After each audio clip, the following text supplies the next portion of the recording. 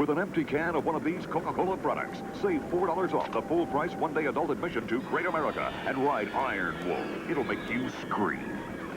Bolliger and Mabillard, more well known as B&M, is a leading manufacturer in the amusement industry, up there with manufacturers like Rocky Mountain Construction and Intamin. B&M is known for their perfect track record in guest safety, and because of this, they are typically one of the most expensive companies to buy from. But with that high price comes some of the most reliable and easily maintainable rides on the market. B&M offers many models including the Hyper, Dive, Wing, Floorless, Standup, Inverted, and even a family coaster. But B&M got their start with their Standup model, with a ride formerly known as Iron Wolf, later Apocalypse, and now known as Firebird. All these years later, Firebird is pretty bad, there's no way to sugarcoat it. But this legendary manufacturer had to have a start, and it's this ride. This is the history of B&M's first roller coaster, Iron Wolf / Apocalypse / Firebird.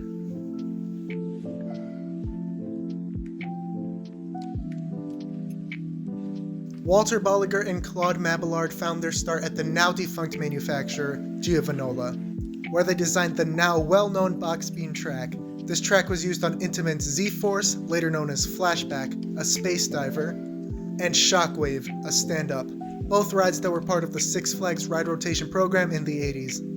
In 1987, Bolliger and Mabillard left Giovanola after a change in management. Giovanola still went on to make their only 3 coasters, Anaconda, Goliath, and Titan, all with the duo's track design. Upon forming B&M, the duo had vowed not to continue in the amusement industry, but plans changed when they were contacted by Robert Memp, the staff engineer at Six Flags Great America. Come on out to Six Flags Great America for heart-pounding excitement on the greatest rides in the Midwest, like the awesome Batman the Ride, Shockwave, Iron Wolf, American Eagle, Demon, soaking wet water adventures like Splash Waterfalls and Roaring Rapids. The thrills keep coming at Six Flags Great America. So come to a park bigger than Disneyland, Six Flags Great America, where you'll get the ride of your lives. Six Flags Great America, located in Gurnee, Illinois, had built up its foundations in the years since Six Flags acquired the park in 1984. And with these new foundations being built, Six Flags was ready to pour big investments into this park, which would turn it into the destination it has become today. Robert Memp had worked with Bolliger and Mabillard when Z-Force was brought to the park, and had asked the two to make new trains for the Intamin-built Giovanola bobsled being relocated to Six Flags Great Adventure. This bobsled would eventually be relocated again when Great Adventure used its plot of land to build the Aero Mega Looper Great American Scream Machine. The bobsled currently stands and sometimes operates in the Six Flags operated park, Great Escape, in upstate New York. After the work on the bobsled was finished, Mamp asked the newly founded company to construct a stand-up coaster similar to Shockwave at Magic Mountain. The duo would accept the offer and begin searching for a place to manufacture their track. Walter Bolliger would approach Claremont Steel Fabricators about the project. Claremont had a great track record working on many coasters, including the Aerodynamics Megaloopers, Vortex at Kings Island, and Shockwave at Six Flags Great America. Claremont accepted the offer to manufacture the track, and to this day still manufactures all of B&M's tracks. Construction began on the new coaster, Iron Wolf, which was placed in the Country Fair section of the park.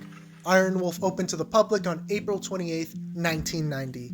From quite a distance away, you can hear the screams from the brave riders who are at Six Flags Great America to be among the first to experience the Iron Wolf. What sets this space-age roller coaster apart from others is the design. You're riding in a standing position.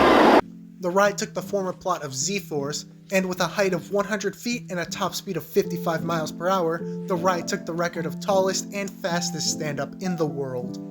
The height record was later passed by the Togo racing, standing, and sit-down coaster Milky Way at Greenland in Japan, which stands at 125 feet. The speed record would be passed by Mantis at Cedar Point, now known as Rougarou, which hits a top speed of 60 miles per hour. The ride quickly gained popularity and even made an on-screen appearance in the film Richie Rich as Richie's backyard coaster. The ride had 2 7-row trains, which could seat 4 per row or 28 per train. The front of each train had a wolf design on it, and the train had a silver color to it, with bright yellow restraints. The actual track had a dark red, almost brown color for the beam. The supports took the same color as the beam. and the rails had a dark gray color. The ride didn't have much theming, but it was surrounded by trees, which I guess you could call theming since you are a wolf. While not being the most thrilling ride, it fit into the ever-growing Great America. Unfortunately for Iron Wolf, Great America is landlocked and has no room for expansions, meaning whenever the park wants to add a new attraction, they need to remove one. The most well-known example of this is when Great America wanted to add the B&M Flyer, Superman, and had chosen to remove the Whizzer. There was outcry to save the Whizzer, but in order to save the Whizzer, another ride had to be removed. This is how the Aero Mega Looper Shockwave met its end. After over 20 years of operation, Iron Wolf lost its popularity with larger and better rides opening, such as the Invert Batman, the Hyper Raging Bull, and the previously mentioned Flyer, Superman Ultimate Flight. The park no longer needed an old stand-up, and on August 5, 2011, announced its permanent closure. Iron Wolf gave its final rides on September 5, 2011, and was quickly removed from the park.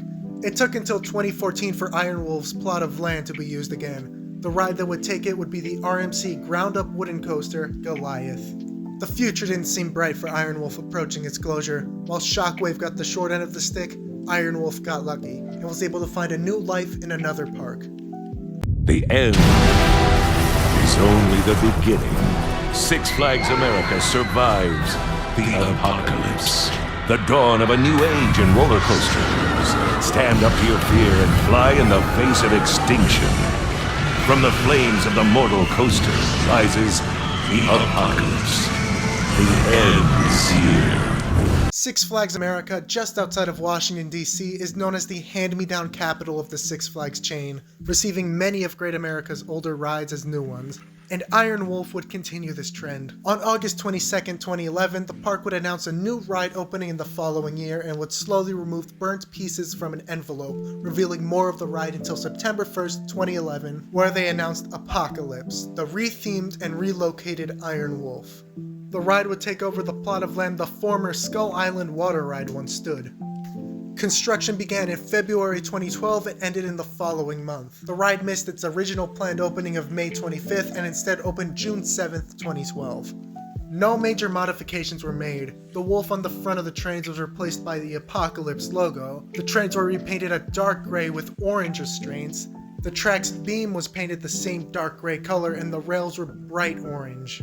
The supports were painted a jet black color. The new theming included the typical post-apocalyptic trucks and stuff Six Flags usually has on their rides, and a new fire effect. Unlike its opening as Iron Wolf, Apocalypse was not loved by the public.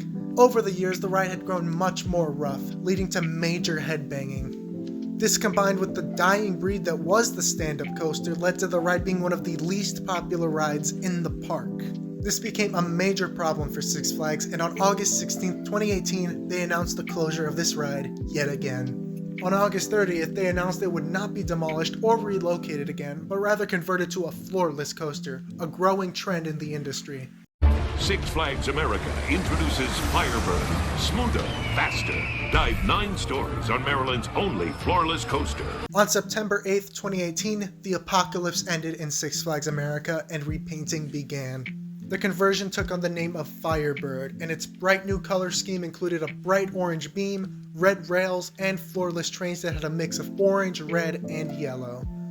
The Apocalypse theme was almost entirely removed with the fire effect remaining. These stand-up trains were donated to the National Roller Coaster Museum. These new floorless trains, being a different size to the stand-up ones, forced the ride to remove a 7th row, but in the end increasing the hourly capacity due to the nature of the floorless being easier to manage.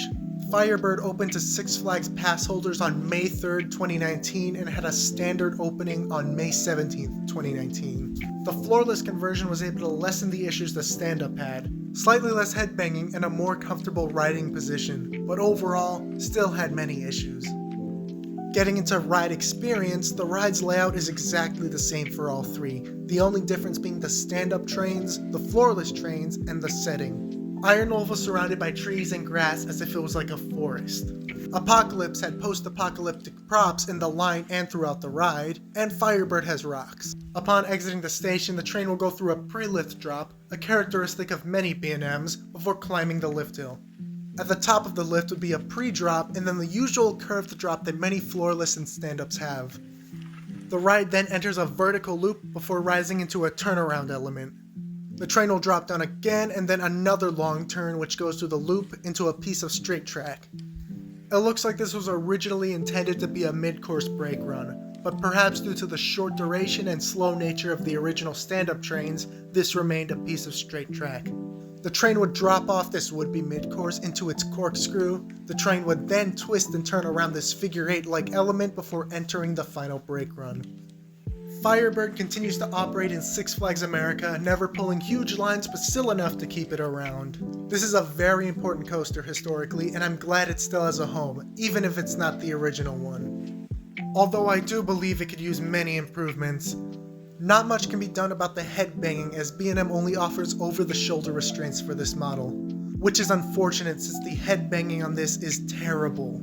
I enjoyed the ride, but it wasn't worth a re-ride because of this. Unless B&M makes a vest-style restraint for their Floorless model, this will likely remain a problem. But other than that, the ride itself is well maintained. It sort of reminds me of how Silverwood has maintained the original corkscrew, but not quite on that level. Another thing that can be improved is the setting. Even with the apocalypse theming, the ride just looks like it doesn't fit. It looked so much nicer as Iron Wolf with the trees around it.